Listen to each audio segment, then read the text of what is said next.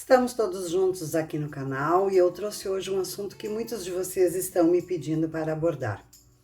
O tema de hoje, na verdade, é um sintoma muito recorrente, que é a irritação.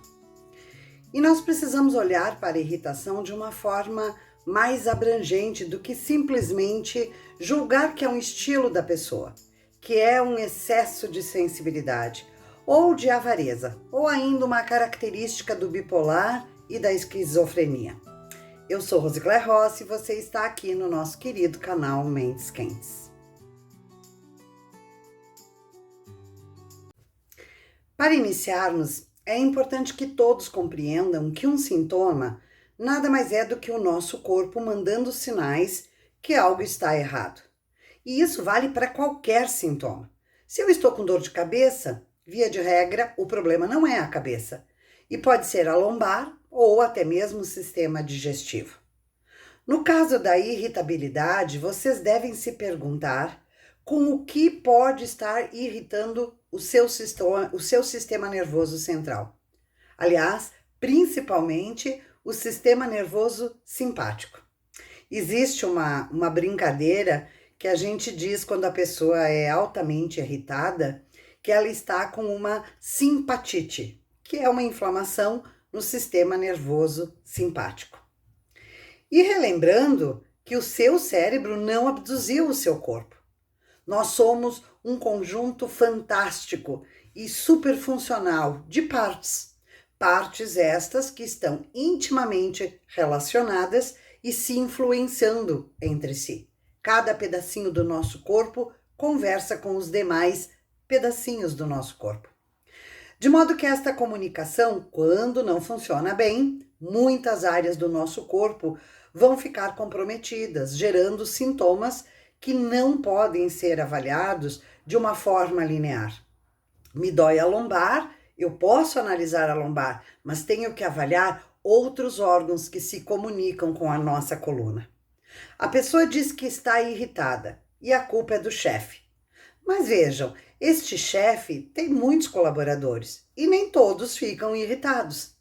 Então, aquele que está envolto na irritabilidade de forma exagerada precisa olhar para si próprio, porque além de ficar irritado, também tenta achar um culpado. Existem sentimentos que irritam muito o sistema nervoso central e de forma crônica, que eu gostaria muito que vocês prestassem atenção. Quais são esses sentimentos? Culpa, medo e a raiva são os principais. A sua irritação pode estar ancorada numa inflamação do sistema simpático, caso esteja modulando estas emoções. Mas além das emoções que podem estar influenciando a sua irritação, existem questões físicas que a neurociência já tem mapeado como responsáveis pela inflamação do sistema nervoso central, que eu também quero destacar aqui no vídeo para que vocês observem vocês próprios. Uma delas é a doença periodontal, que é uma inflamação dos tecidos que suportam os dentes ou talvez algum siso acavalado. Isso também gera irritação. A tireoide também é algo a se preocupar. É uma glândula que produz os hormônios T3 e T4 que age no metabolismo, podendo influenciar na irritabilidade. Outra questão física são trilhões de bactérias, vírus e fungos que formam a microbiota intestinal, que desempenham diversas funções que vão desde auxiliar na absorção dos nutrientes até mesmo as questões relacionadas ao comportamento, como a irritabilidade. E temos também a insônia ou noites mal dormidas, em quantidade menor do que 7 horas ou maior do que 9 horas, que acabam se responsabilizando por uma influência na recuperação das áreas do nosso cérebro e invariavelmente modulam irritações. Como a irritação não é uma característica de personalidade, ou seja, ninguém nasce irritado, é muito importante compreender o que está lhe remetendo a atitudes de intolerância e fazer uma leitura dos seus hábitos, também, se possível, escanear o seu corpo para identificar de onde vem essa descarga cerebral que lhe faz ficar bravo constantemente. Nós até nascemos com predisposição para sentirmos mais medo, algumas pessoas mais insegurança, outros são mais nervosos, mas não nascemos com predisposição para irritação. A irritabilidade não é uma emoção pura, ela é filtrada.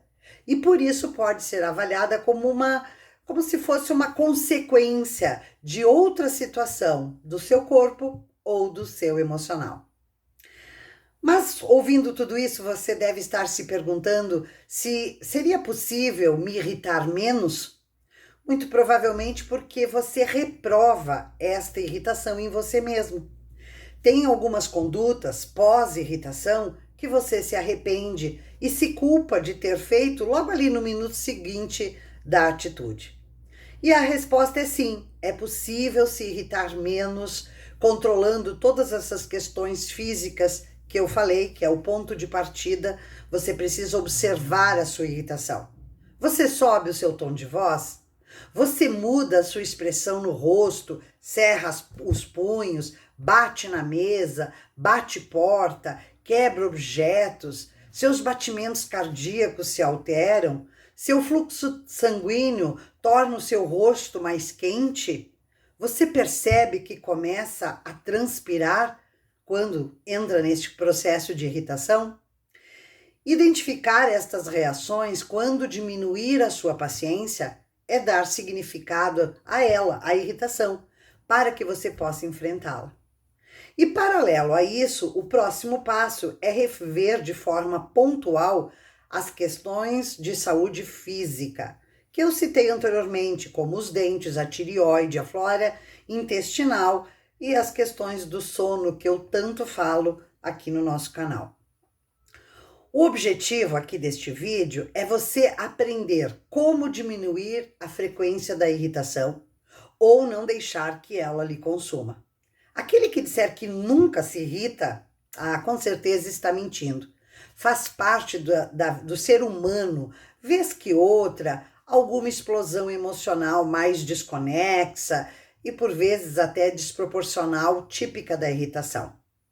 Mas podemos ter um manejo correto para não ser algo cotidiano e muito menos sequelar as nossas relações e nossas práticas usuais com a nossa família, lá no nosso ambiente de trabalho, durante as nossas horas de estudo, com a vizinhança e etc.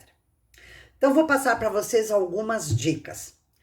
Para a gente combater o descompasso da irritação, que é uma mistura de raiva, impaciência, com um pouquinho de ansiedade, é preciso você diminuir a distância entre o que você gostaria que acontecesse, mas não aconteceu. A sua frustração, o descontentamento, pode ser o estupim dessa ansiedade irritada.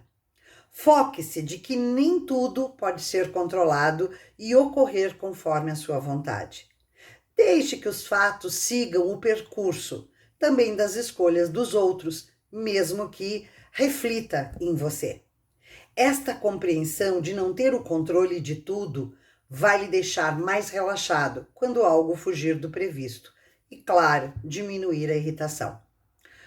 Uma segunda dica muito importante é que boa parte da irritação não vem do outro, e sim de nós próprios. Quando você diz que fulana lhe irrita, na verdade, a sua impaciência não é com o outro, e sim com você, que não gostando desta fulana, ainda assim está aí, ouvindo, compartilhando, convivendo.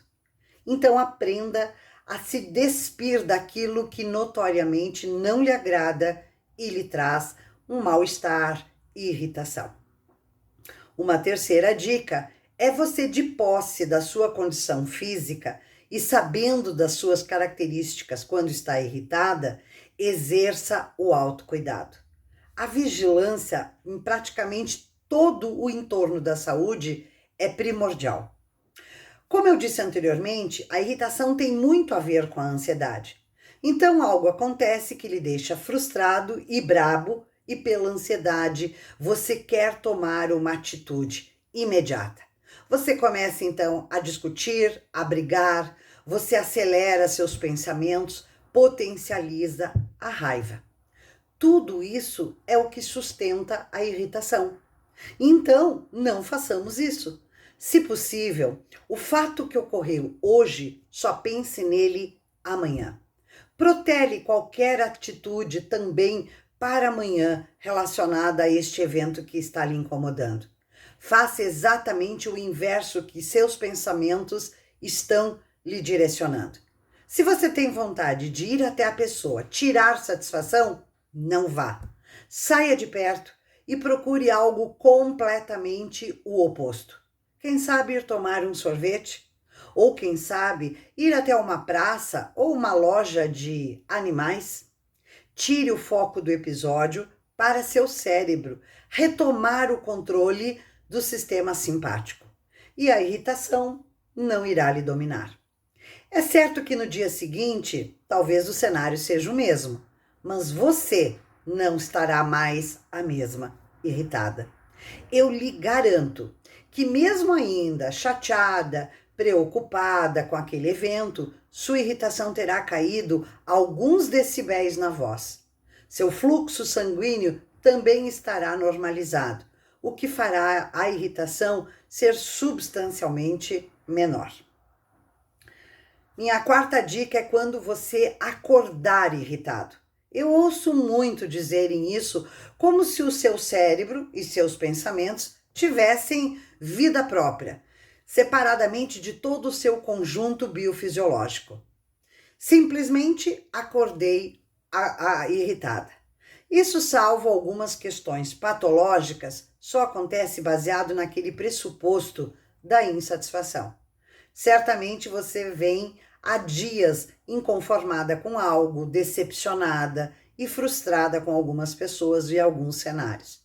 E naquele despertar culminou num corpo colapsando de raiva e de nervosismo generalizado.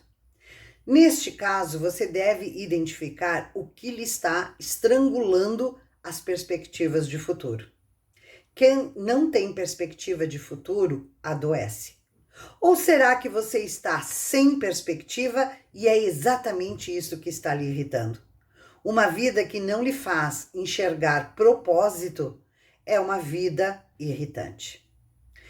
E por fim, uma dica ouro. A irritação vem muitas vezes travestidas da contrariedade. Você está fazendo algo contra a sua vontade e nem percebe que é exatamente isso que está descompassando o seu sistema nervoso central, lhe deixando mais intolerante. Obviamente, todos nós fazemos muitas coisas contra a vontade e por isso fica fácil de compreender por que tantas pessoas se irritam facilmente. Simples assim. Mas seria certo fazer somente o que eu quero e não o que eu devo, mesmo contrariada?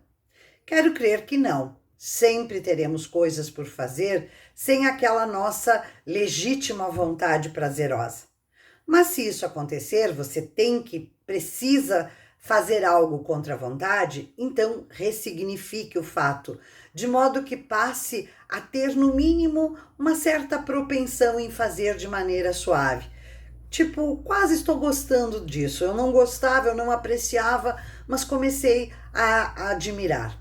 Exemplo. Meu marido gosta de futebol e todo fim de semana, não só ele quer ir ao campo torcer pelo seu time, como quer que eu vá junto. Se eu resolver ir contra a vontade, posso me sentir tão mal e contrariada ao ponto de permanecer a semana toda irritada e cada fim de semana cada vez mais.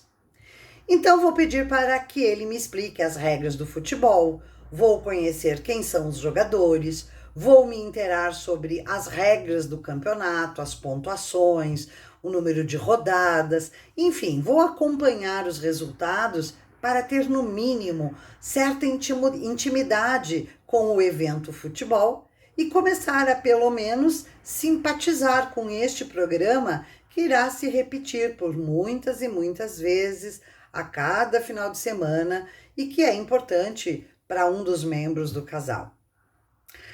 Bem, temos algumas sugestões vindas também da medicina chinesa, para sair do estado de paciência de forma colaborativa a tudo que eu falei, que são os movimentos para acionar áreas específicas do nosso cérebro, induzindo uma massagem nestas áreas que são relacionadas ao sistema nervoso central. Isso colaboraria para que eu estivesse sempre no controle da irritação. Aperte entre as mãos uma bolinha plástica. Tome um banho de água gelada, chupe uma pedrinha de gelo, caminhe descalço numa praia ou em um gramado, trabalhe na terra ou faça uma atividade aeróbica sempre que perceber que a irritação está se aproximando. Imagine a irritabilidade como um pequeno gremlin dentro de nós. Um serzinho de humor volátil que adora brincar de esconde-esconde com a nossa paciência. Às vezes, esse gremlin está tranquilo em seu canto, mas basta um simples contratempo para ele sair em disparada, causando estragos por toda a nossa serenidade. É como se nossos nervos fossem um campo minado e cada pequena contrariedade fosse o gatilho para uma explosão iminente. Mas assim como lidamos como uma criança birrenta, aprender a acalmar este gremlin interior é a chave para restaurar a paz e a harmonia em nosso mundo interior. Talvez no final das contas, esse gremlin seja apenas um lembrete de que até mesmo as emoções mais desafiadoras têm seu lado cômico, sarcástico, e que encontrar maneiras de rir delas pode ser a melhor forma de exorcizar seus poderes irritantes.